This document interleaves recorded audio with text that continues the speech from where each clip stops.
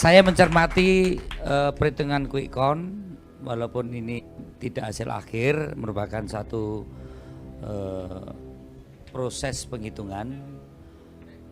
Ada sesuatu yang memang saya bertanya-tanya, banyak hal menjadi anomali, seperti daerah-daerah yang survei, lembaga survei sebelumnya memenangkan kita sampai 82% sampai 70%, misalnya di Bali, kok iso kalah gitu. Di Jawa Tengah misalnya ada yang 52, ada yang 47. Hari ini bisa terjunggil balik dari hasil quick count yang ada. Anomali-anomali ini tentu kita akan cermati betul seperti apa sebenarnya yang terjadi di dalam proses election atau proses pencoblosan semalam atau proses pemilihan sampel untuk quick count. Jadi kita masih cermati betul, kita punya data real account yang terus akan berproses sampai jam 11 malam ini. Beberapa lembaga survei sudah mengeluarkan beberapa hasil dari poll tracking, PRC nggak tahu dah, Voxpol, ini mana, CNN, Carta ya, Carta mana Carta? Carta berapa persen?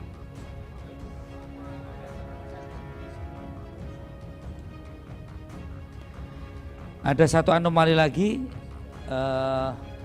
partai pengusungnya PDI Perjuangan 19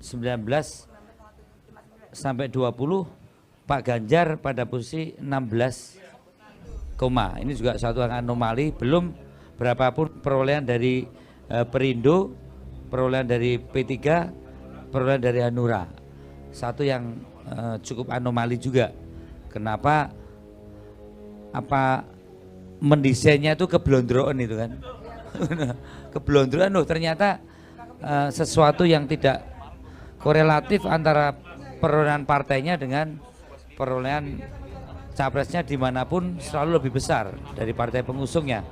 Kali ini dengan PDI Perjuangan sebagai penyangga utama yang setiap survei hampir di atas 92% pemilih PDI Perjuangan adalah pemilih Ganjar Pranowo, kan?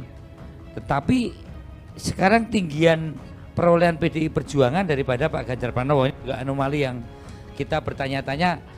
Dalam posisi seperti ini, desain apa yang kita belum ketahui, maka gasi dari tim hukum akan berjalan. Pemantauan sampai malam ini jam 11 kita harapkan real account akan didapat dari tim internal, tim nasional Pak Ganjar Mahfud. Jadi kerja kita sudah sangat luar biasa. Ada ketulusan, ada keikhlasan, ada kerja keras, ada suatu semangat yang menyatukan kita supaya kita mendapatkan pemimpin yang memang berikan harapan untuk Indonesia ke depan. Saya mengucapkan terima kasih buat teman-teman, jangan ngelukro dulu.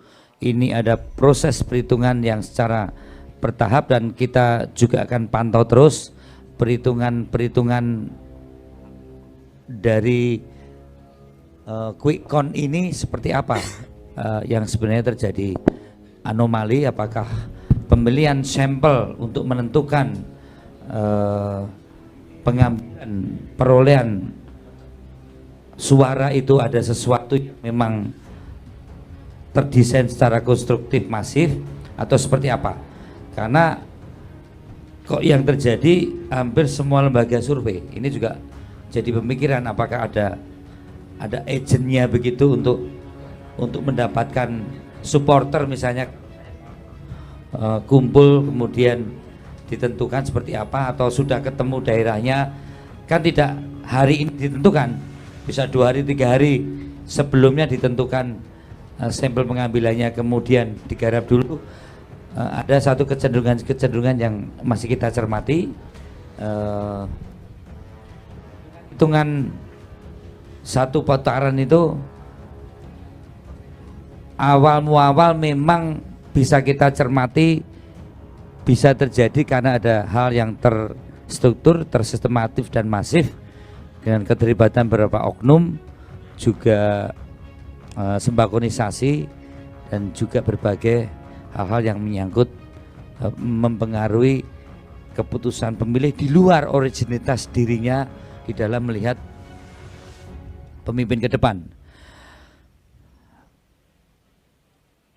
Kedatangan kampanye yang demikian luar biasa antusias rakyat pada saat Pak Ganjar Mahfud datang, begitu juga 2 kali debat juga sentimen negatif ke paslon 02 itu selalu dominan, baik capresnya dan pilpresnya, capresnya dan cawapresnya. Tapi hasilnya kok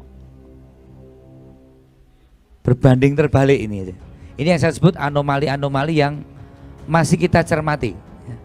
Maka sebaiknya kita tidak berkomen dulu.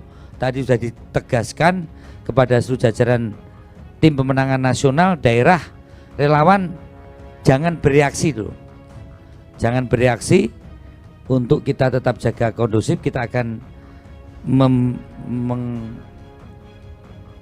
mengevaluasi atau melihat, mencermati, melihat berbagai tempat kita untuk kita cermati betul, karena basis-basis yang menjadi premium kita seperti Bali dan Jawa Tengah kok bisa-bisanya hanya dalam waktu tempo sekedap berubah.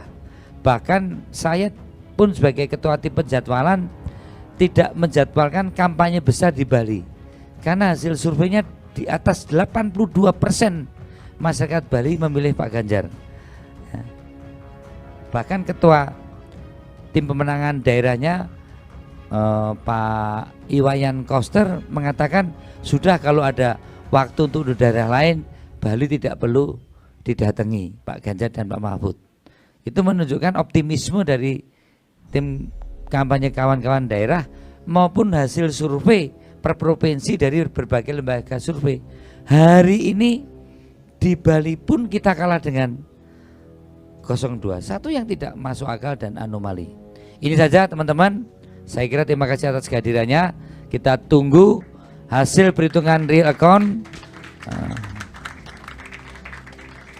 dan tim hukum kita, tim penghitungan Badan Saksi Nasional terus melakukan perhitungan real count dari C1 yang dipotret dikirim ke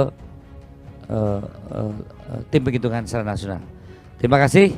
Wassalamualaikum warahmatullahi wabarakatuh.